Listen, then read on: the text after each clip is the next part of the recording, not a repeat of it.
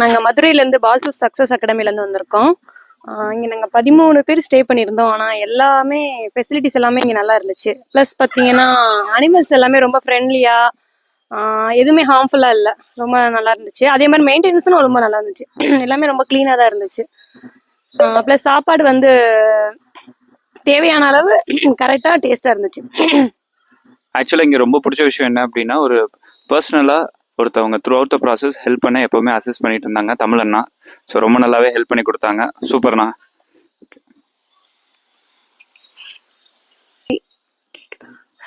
நான் ராஜி என் நேமு. ஆக்சுவலாக நாங்கள் டீமாக வந்தோம்.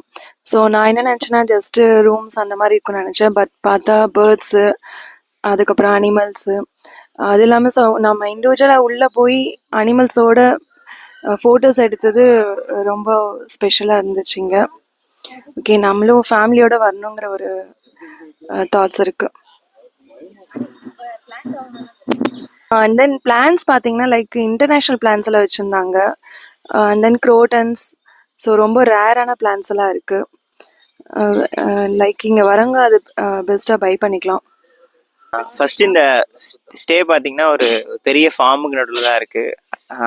அது ஒரு டிஃப்ரெண்ட் ஃபீலிங் கொடுக்குது மற்ற ஸ்டேலேருந்து.